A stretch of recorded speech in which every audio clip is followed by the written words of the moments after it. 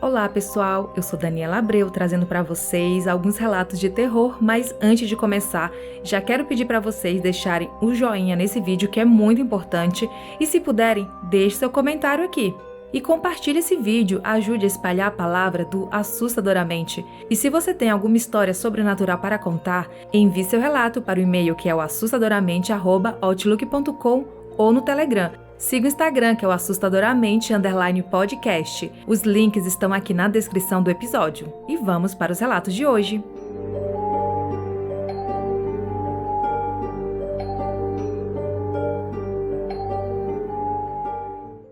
O relato que eu vou contar agora se chama Colégio Assombrado.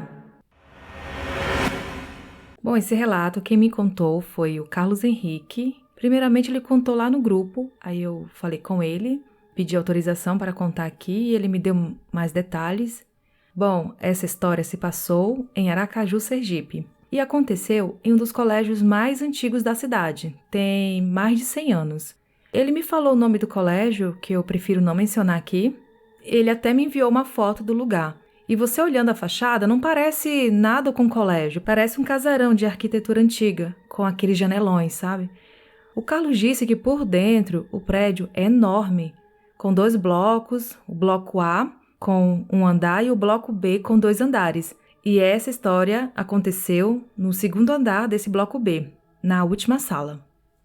Quando o Carlos ainda estudava lá, ele estudou nesse colégio por uns 5 anos, o coordenador conseguiu material para pintar o prédio, mas não veio verba para mão de obra.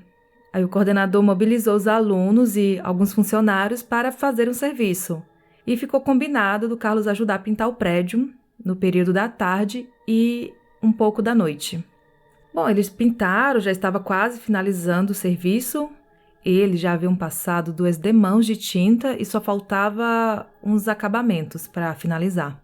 Era por volta das 19h30 para as 20 horas, quando eles começaram a ouvir uns barulhos estranhos, de cadeiras sendo arrastadas, de pancadas, e esse barulho todos ouviram. Aí eles comentaram, deve ser barulho externo, deixaram para lá, porque tinha essa explicação, poderia ter vindo de fora, mas eles ouviram e eles já estranharam esse barulho.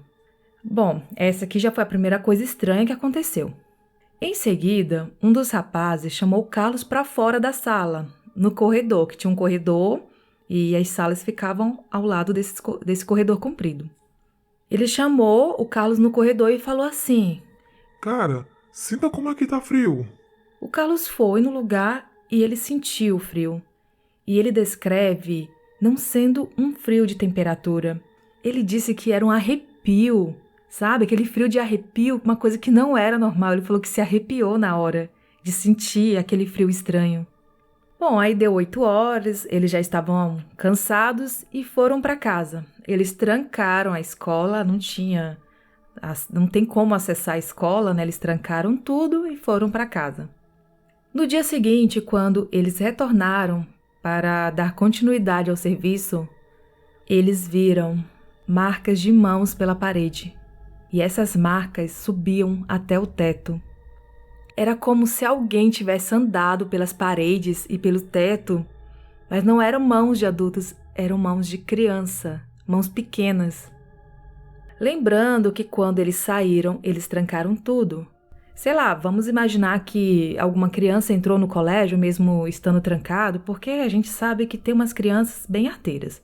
Mas o Carlos disse que era impossível uma criança conseguir escalar, subir pela parede. E foi uma coisa bem estranha. Até falei para ele assim, que se ele filmasse, fizesse uma narração e colocasse na internet, iria fazer muito sucesso.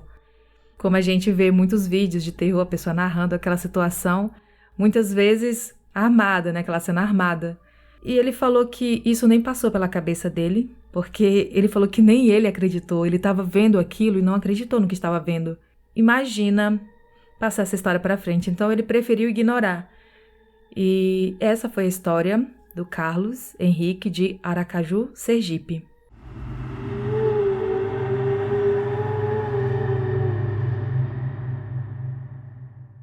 A Casa Nova.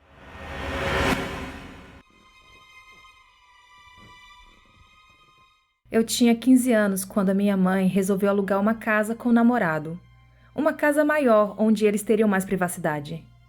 Achei o máximo, pois pela primeira vez eu teria um quarto só para mim, e não vi nenhum problema em ter que dormir sozinha. A casa era linda e os quartos eram enormes. A minha janela dava para o quintal do fundo da casa. E essa janela era de madeira grande e sem grades, de modo que dava para ir para o quintal passando por ela. No decorrer dos meses, comecei a notar coisas estranhas na casa, especialmente na sala.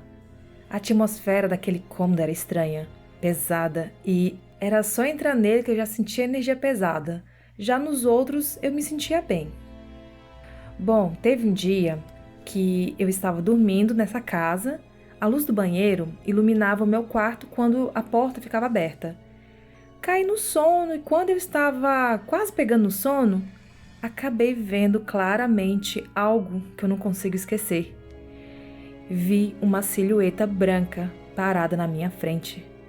Me assustei e acordei de uma vez, mas não tinha nada lá. Bom, e a coisa só piorou. O meu quarto, como eu falei, dava para o quintal e eu podia ouvir tudo que acontecia lá fora. Certa noite eu fechei a janela do meu quarto e eu comecei a ouvir sons estranhos, como se alguém estivesse andando no quintal e mexendo nas coisas. Mas a minha mãe e o namorado dela estavam no quarto ao lado e não havia ninguém no quintal. Bom, eu não dei bola e segui a vida. Aí mais um tempo se passou, até que um dia a coisa mudou. Eu deitei para dormir com as luzes apagadas, daí eu senti uma presença muito forte no canto do quarto, perto da janela. Na época, eu não tinha uma lanterna para iluminar o quarto. Olhava para o canto escuro e eu não via nada, mas eu conseguia sentir. Emanava uma energia forte. Eu sentia que algo me observava. Com medo, eu acendi a luz para tentar dormir. Fiquei mais tranquila e, assim que eu fechei os olhos, eu senti novamente aquela presença.